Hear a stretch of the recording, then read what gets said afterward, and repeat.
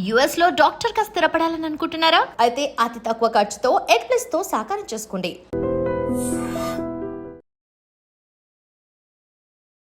నమస్తే, welcome back to iDream media. మన ఆయుర్వేదం ప్రోగ్రామ్కి అందరికీ స్వాగతం. సో మోకాళ్ళ నొప్పులు లాస్ట్ టైం కూడా చిట్టిబొట్ల మధుసూదన్ శర్మ గారు వచ్చినప్పుడు ఒక మంచి చిట్కా అయితే చెప్పారు, సొంటి ఇంకా పుదీనా ఆకులతో. బట్ ఇప్పుడు ఇంకొక మంచి చిట్కాని తెలుసుకుందాం. ముందుగా మోకాళ్ళ నొప్పులు అనేవి రావడానికి కారణాలు ఏముంటాయి, ఇవి కూడా అడిగి తెలుసుకుందాము. నమస్తే సార్. నమస్తే. ఎలా ఉన్నారు సార్? సో లాస్ట్ టైం చేసిన వీడియో అందరికీ కనెక్ట్ అయింది. సో అది కాకుండా అసలు ఎందుకు వస్తాయి, బేసిక్ థింగ్స్ ఏమైనా ఉంటాయా? మనం చేసే మిస్టేక్స్ అంటే వయసు రీత్యా వచ్చే మోకాళ్ళ నొప్పులు కానివ్వండి, చేతులు ఓపిక లేకపోవడం కానివ్వండి, నరాల బలహీనత, ఇవి చాలా ఉంటాయి. పర్టికులర్గా ఏం రీజన్స్ ఉండొచ్చు ఈ మోకాళ్ళ నొప్పులకు? చాలా మంచి ప్రశ్న అడిగారమ్మా. నిజంగా కరెక్ట్ రీజన్స్. ఎందుకంటే వయస్సు వల్ల దేహధర్మాల్లో భాగంగా వయోజనితం వల్ల వచ్చేటువంటి నొప్పులు సర్వసాధారణంగా వస్తుంటాయమ్మా. అవును. కానీ మరి ఈ రోజుల్లో చిన్న వయస్సు నుంచి మోకాళ్ళ నొప్పుల సమస్యలు మొదలవుతున్నాయి. దీనికి ప్రధానమైనటువంటి కారణాలు మూడమ్మా. వ్యాయామ రహిత జీవితం, ఉప్పు అధికంగా సేవించడం, అసిడిక్ ఫుడ్ అధికంగా సేవించడం. ఈ మూడు అత్యంత ప్రధానమైన కారణాల వల్లనే చిన్న వయస్సులో కూడా మోకాళ్ళ నొప్పులు మొదలవుతున్నాయి. సో వ్యాయామ రహిత జీవితం అంటే అమ్మా, సో మనకేంటంటే శారీరక శ్రమ తక్కువైపోయింది, మానసిక శ్రమ ఎక్కువైపోయిందమ్మా. సో దీనివల్ల ఏమైతుందంటే మరి మోకాళ్ళ భాగంలో కూడా మరి వ్యాయామం ఉండదు కాబట్టి దానివల్ల మోకాళ్ళ భాగంలో గుజ్జు కూడా ఫ్రీక్వెంట్గా ఉత్పత్తి కాదనమాట. ఉన్నది అలాగే ఉండిపోవడం చేత మరి కదలికలు కూడా క్రమక్రమంగా అవరోధం ఏర్పడి ఆ ఉన్నటువంటి గుజ్జు సక్రమంగా సద్వినియోగం కాకపోవడం చేత మరలా గుజ్జు ఉత్పత్తి కూడా కాదమ్మా. సో వ్యాయామం ఎప్పుడైతే చేస్తుంటామో, వ్యాయామం జరగడం వల్ల ఏం జరుగుతుందంటే మోకాళ్ళ భాగంలో హీట్ ప్రొడ్యూస్ అవుతుంది. ఎప్పుడైతే వేడి ప్రొడ్యూస్ అయిపోతుందో వేడిని అధిగమించేందుకు ఆ భాగంలో గుజ్జు ఉత్పత్తి కావాలన్నమాట. ఖచ్చితంగా గుజ్జు ఉత్పత్తి కావాలి. ఎప్పుడైతే గుజ్జు ఉత్పత్తి అవుతుందో అప్పుడు మోకాళ్ళు భాగంలో సేఫ్టీగా ఉంటుంది. కానీ మనం ఏం చేస్తున్నాము వ్యతిరేక్తంగా, సో మనకు మోకాళ్ళకు పని చెప్పకుండా అలాగే కూర్చుండేసరికి మరి గుజ్జు ఉత్పత్తి అయ్యే పరిస్థితి లేదు కాబట్టి క్రమక్రమంగా మరి మోకాళ్ళ నొప్పులకు దారితీసేటువంటి పరిస్థితి ఏర్పడుతుంది. ఉన్నటువంటి గుజ్జు కూడా సక్రమంగా మన మోకాళ్ళు సద్వినియోగం చేసుకోలేకపోవడం చేత. ఇది ఇన్ జనరల్గా. రెండవది ఉప్పు అధికంగా సేవించడం. ఉప్పు తెచ్చే ముప్పు అని చెప్పేసి పెద్దలు చెప్తుంటారమ్మా. సో ఉప్పు శత్రువుతో సమానమ్మా. సో ఒక మోకాళ్ళ నొప్పులకే కాకుండా ఉప్పు వివిధ రకాల జబ్బులకు అత్యంత కారణభూతమైనటువంటి ప్రధానమైనటువంటి ద్రవ్యం ఏదంటే ఉప్పు. సో తల నుంచి కాళ్ళ వరకు వచ్చేటువంటి వివిధ రకాలైనటువంటి వ్యాధుల్లో ఉప్పు యొక్క పాత్ర ప్రత్యక్షంగా పరోక్షంగా ఖచ్చితంగా ఉంటుందని చెప్పేసి కూడా చాలా రకాల పరిశోధనలు కూడా నిరూపణ అవుతా ఉందమ్మా. మరి మోకాళ్ళ నొప్పులకు సంబంధించి కూడా ఉప్పు ఎలా హాని చేస్తుందంటమ్మా, మొట్టమొదటిగా కార్టిలేజ్ని డ్యామేజ్ చేసేస్తుంది. రెండవది సైనోవేల్ మెంబ్రేన్ అని చెప్పేసి మోకాళ్ళ చుట్టూ జాయింట్ చుట్టూ ఒక పొర లాంటిది ఉంటుందమ్మా, దాన్ని డ్యామేజ్ చేస్తుంది. దీనివల్ల మోకాళ్ళ నొప్పులు వస్తాయి. మూడవది ఏమంటే అసిడిక్ ఫుడ్, అంటే ఆమ్ల ప్రధానమైన ద్రవ్యాలు, యాసిడ్ నేచర్ ఉన్నటువంటి పదార్థాలు ఎక్కువ తీసుకోవడం వల్ల ఈ యొక్క మోకాళ్ళ నొప్పులు వస్తాయమ్మా. దానికి ఎలా కూడా నేను చెప్తాను చూడమ్మా. సో ఇప్పుడు ఉప్పు ఎక్కువగా తీసుకోవడం వల్ల మోకాళ్ళ నొప్పులు వస్తున్నాయని చెప్పి చెప్పుకున్నాం కదమ్మా. సో ఈ ఉప్పు మన దేహానికి ఎంత అవసరమో అంతవరకు మన బాడీకి ఉపయోగించుకొని తర్వాత ఏదో ఒక రూపంలో అది విసర్జించేటువంటి మార్గం లేకపోవడం చేత కానీ ఇతర కారణాల చేత కానీ ఎక్కడ సంత దొరికితే అక్కడ డిపాజిట్ అయిపోతుందమ్మా. సో సోడియం బైకార్బోనేట్ క్రిస్టల్స్ అని చెప్పేసి ఆ మోకాళ్ళ భాగంలో కూడా ఉప్పు డిపాజిట్ అయిపోతుంది, కార్టిలేజ్ భాగంలో. సో ఈ విధంగా డిపాజిట్ కావడం వల్ల ఉప్పు కొరికేటువంటి స్వభావం ఉంటుంది. మీరు బాగా గమనించండి, చిన్న చిన్న మొక్కలు ఏదైనా ఉన్నప్పుడు మనము మజ్జిగలో ఉప్పేసి కానీ లేకపోతే ఉప్పు నీళ్ళని కానీ మొక్క మీద రోజు చిలకరించినట్లయితే మొక్కలు చనిపోతాయి. సో అంత చెడు గుణము ఈ ఉప్పుకుందమ్మా. సో కొరుకుడు స్వభావం కొరికేసేస్తుంది అనమాట.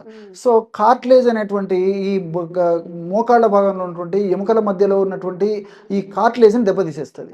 ఎప్పుడైతే కార్టిలేజ్ దెబ్బతీసి కార్టిలేజ్ గాయమైపోయిందో దాని యొక్క ప్రభావం చేత ఆ కార్టిలేజ్ ఒకదానికొకటి కూడా ఆ ఎముకల మధ్యలో ఉన్నటువంటి రెండు ఎముకలు ఒకదానికొకటి రాసుకోవడం చేత నొప్పి, పోటు, సలుపు మొదలైనటువంటి మొదలవుతాయమ్మా. ఆ విధంగా ఉప్పు ఆ విధంగా దెబ్బతీస్తుంది. రెండోది ఏంటంటే సైనోవేల్ మెంబ్రేన్ అని చెప్పి చుట్టూ ఉంటుందమ్మా, ఆ జాయింట్ చుట్టూ. సో సైనోవియల్ మెంబ్రేనే ఆ సైనోవియల్ ఫ్లూయిడ్ అనేటువంటి ఒక గుజ్జు పదార్థాన్ని, ద్రవ పదార్థాన్ని ఉత్పత్తి చేసేస్తుంటుంది అనమాట. ఎప్పుడైతే ఈ భాగంలో సైనోవియల్ మెంబ్రేన్ దెబ్బతీస్తుందో ఆ జాయింట్ భాగంలో గుజ్జు సరిగా ఉత్పత్తి కాదు. గుజ్జు సరిగా ఉత్పత్తి కాకపోయేసరికి కూడా ఆ మోకాళ్ళ భాగంలో గ్రీస్ పదార్థం తగ్గిపోయేసేసి మరి ఎముకలు ఒకదానికొని రాసుకొని నొప్పి, పోటు, సలుపు, బాధ, అసౌకర్యం ఇలాంటివన్నీ కలిగిపోతుంటాయి అమ్మా. ఇంకొకటి ఏంటంటే ఈ ఉప్పు వల్ల మరొక ముప్పు ఏంటంటే ఉప్పు ఎక్కువైనప్పుడు సర్వసాధారణంగా 1 గ్రాము ఉప్పు 80 గ్రాముల నీటిని అట్లా అట్టి పెట్టుకుంటుందమ్మా. సో మన దేహంలో ఎక్కువైనంత ఉప్పు అంతా కూడా నీటి రూపంలో మోకాళ్ళ భాగంలో కూడా స్టాక్ రూపంలో పెట్టేస్తుంది. అప్పుడు మోకాళ్ళు భాగంలో కదలిక లేకపోవడము, అదేవిధంగా వాపు రావడము, అసౌకర్యం ఉండడము, పోటు ఇవన్నీ కూడా కలుగుతుంటాయి అమ్మా. సో ఉప్పు వల్ల ఇలాంటి అనేక రకాలైన ఇబ్బందులు ఉన్నాయి. అదేవిధంగా యాసిడ్ ఫుడ్. సో మనం తీసుకునేటువంటి పదార్థాలన్నీ కూడా ఇప్పుడు బేకరీ ఫుడ్స్, అదేవిధంగా ఐస్ క్రీమ్స్, జంక్ ఫుడ్స్, అట్లే తర్వాత ఈ కూల్ డ్రింక్స్, ఇప్పుడు మనం తీసుకునేటువంటి స్పైసీ ఫుడ్, బిర్యానీలు ఇవన్నీ కూడా మరి ఈ యొక్క యాసిడ్ నేచర్ని పెంచుతాయమ్మా.